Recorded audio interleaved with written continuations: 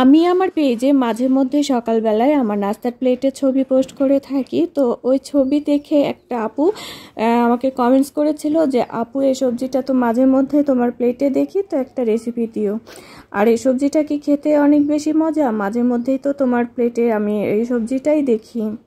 তো আপুকে বললাম যে হ্যাঁ আপু, এই সবজিটা অনেক বেশি মজা, আর বড় কথা হচ্ছে আমার পাশে সবাই এটা খুব বেশি পছন্দ করে, এজন্যই এটা রান্না করা হয়। তো এটা মেইনলি আলু আর বেগুন দিয়েই রান্না করি আমি। তো এদিকে আমি সবজিটাকে কেটে নিয়ে রেডি করে নিয়েছি, আর এখন একটা ফ্রাই প্যানে দিয়ে দিয়েছি পরিমাণ মতো তেল।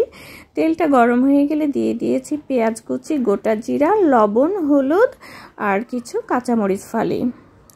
ঝালের পরিমাণটা একটু কমই দিয়েছি, খুব বেশি ঝাল হলে আমার ছেলেটা খেতে পারবে না, আর সকালবেলার নাস্তায় খুব বেশি ঝাল খেতেও নেই।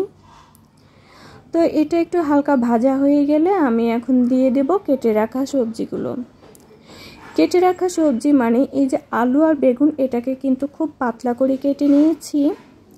যেহেতু আমি এরকম মানে সবজি ভাজি যেটাই বলা হোক, এটা কিন্তু আমি পানি দিই না রান্নার টাইমে, তাই একটু পাতলা করে কেটে নেওয়ারই ট্রাই করি। এই সবজিটা রান্না করতে কোনো পানি ইউজ করব না, পুরোপুরি ভাপেই রান্না করব। তো খুব ভালোভাবে নেড়ে চেড়ে দিলাম, আর নাড়াচাড়া হয়ে গেলে এখন আমি একটা ঢাকনা দিয়ে এটাকে রান্না করব প্রায় 10 মিনিটের মতো। আর এই সবজিটা রান্না করতে কিন্তু প্রায় 20 মিনিটসের মতো লাগে। তো 10 মিনিট পরে আমি সবজিটাকে একটু নেড়ে চেড়ে দেবো, মানে এপিট ওপিট করে দেবো। খুব বেশি নাড়লে কিন্তু সবজিটা ভেঙে যাওয়ার পসিবিলিটি থাকে, আর ভাঙা ভাঙা হয়ে গেলে কিন্তু খেতে ভালো লাগে না, দেখতে তো ভালো লাগেই না, ভর্তা ভর্তা মনে হয়।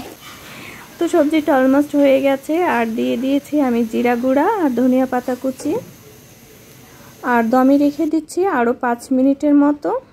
আর 5 মিনিট পরে এই তো সবজিটা আরেকটু নেড়ে চেড়ে দিলাম। আর এভাবে সবজি রান্না করলে কিন্তু খেতে সত্যি অনেক বেশি মজা হয়। আর আমার ছেলেটা তো এই সবজি থাকলে তার ডিম ভাজাও লাগে না, এত বেশি পছন্দ করে এই সবজিটা। ও আগে সকালবেলায় জিজ্ঞেস করে আজকের মেনুতে মানে কি সবজি আছে। যখন শোনে যে আলু বেগুনের এই সবজিটা আছে, তখন সে খুব খুশি হয়ে যায়। তো হালকা একটু ঠান্ডা হওয়ার পরে এখন একটা বাটিতে আমি এটাকে বেলে নিচ্ছি। আর যাদের বাসায় বাচ্চারা সবজি খেতে চায় না, তারা কিন্তু অবশ্যই একবার এভাবে ট্রাই করে দেখতে পারো। যেমন আমার ওই আপু বলেছিল তার বাচ্চা নাকি সবজি খেতে চায় না, তো বলল যে আমি অবশ্যই এটা ট্রাই করব বাসায়। আমার মেয়ে তো সবজির সাথে কোনো মানে রুটির সাথে কোনো সবজি পছন্দ করে না, ভাতের সাথেও না। তো অবশ্যই আপু তুমি এটা অবশ্যই ট্রাই করো, আর বাচ্চারা তো পছন্দ করবে, সাথে বড়রাও অনেক বেশি পছন্দ করবে। ভিডিওটি ভালো লাগলে অবশ্যই একটা লাইক দিবেন।